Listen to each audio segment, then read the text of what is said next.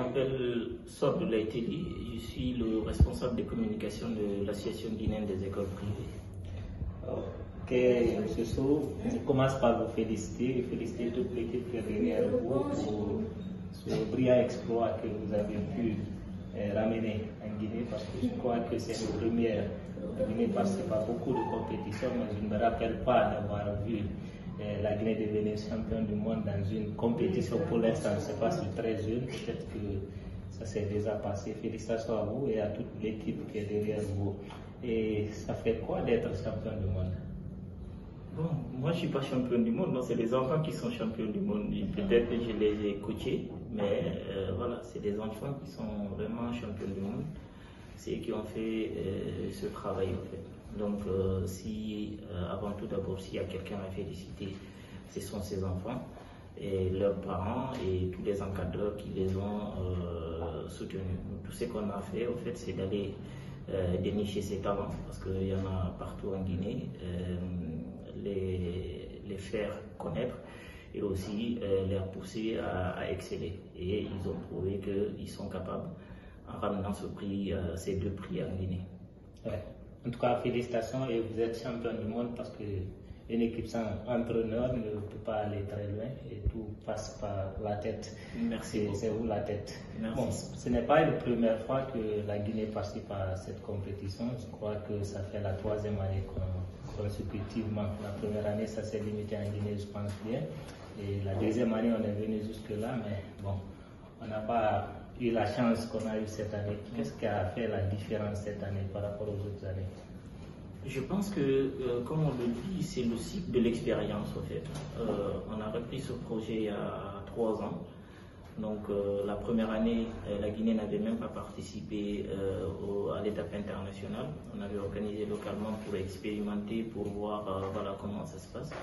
C'est l'année dernière qu'ils sont venus, qu'il y a eu l'étape internationale en fait. Donc il y a l'équipe qui est venue, franchement les enfants aussi avaient très bien travaillé. Maintenant c'est de l'expérience et tout ça qu'on s'est préparé conséquemment en fait. Parce que la préparation, c'est pas la logistique seulement. Depuis qu'on a su, c'est Fatoumata et Mohamed qui allaient représenter la Guinée au niveau international, on a travaillé en étroite collaboration avec la famille pour les préparer conséquemment. Ils étaient déjà prêts. Nous savons parce que voilà, lorsqu'ils ont été champions nationaux, cela veut dire que les enfants avaient déjà un très bon niveau. Mais il fallait le petit plus en fait. Donc c'est avec ça, on les a fourni des outils, des conseils. Et les enfants aussi étaient vraiment des enfants, ils prenaient en fait. Donc ils apprenaient au quotidien, ils étaient prêts. Ils voulaient apprendre depuis la Guinée avec les enseignants qui les ont suivis là-bas. Et jusqu'ici, moi, tous les jours, par exemple, les soirs, on travaille ensemble. Des fois, ils sont fatigués et je leur dis, allez nous reposer. Ils me disent, non, monsieur Sow, on n'y va, on va travailler, en fait. Donc, voilà, tout ça, je pense qu'il a permis tout ça hier. Vous avez une de mes questions, c'était comment la compétition a été préparée depuis la Guinée, vous avez largement répondu. Mais tout ce que vous avez expliqué là, ça demande des moyens. Comment vous êtes en tiré, comment vous avez pu trouver ces moyens? C'est extrêmement difficile parce que vous savez que ce soit organiser ça localement en Guinée, venir ici, les voyages et autres, ça demande assez de mois. Donc déjà, ça c'est parti de la contribution de l'association, en fait, de nos propres contributions, les membres, surtout les membres fondateurs, qui ont mis les mains au départ, et après ça on a eu des partenaires qui nous ont accompagnés, notamment Palm Kamayen qui nous a accompagnés en mettant à notre disposition la salle où il y a eu la grande finale nationale.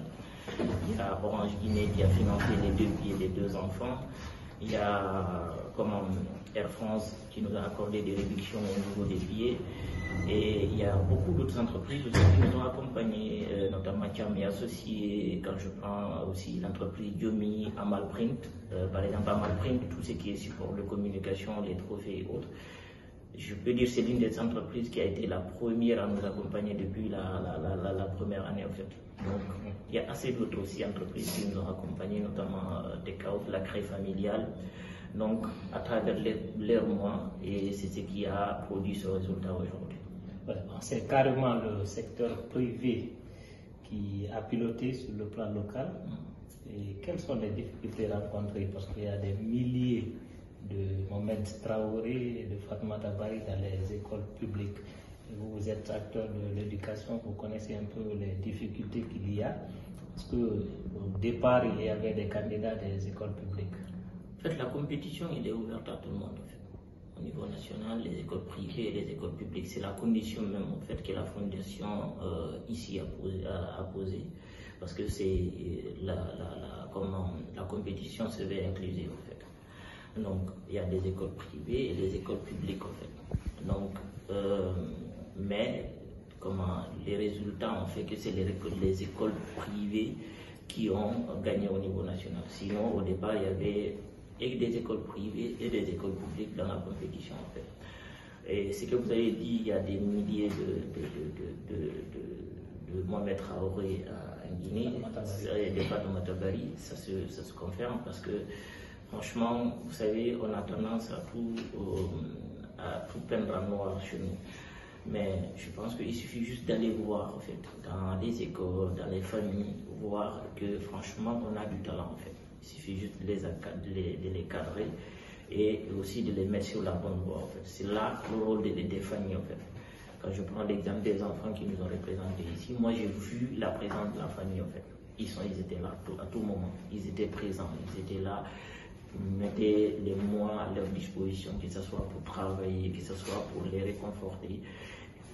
Et c'est ça aussi l'éducation, parce que l'éducation ce n'est pas qu'à l'école en fait.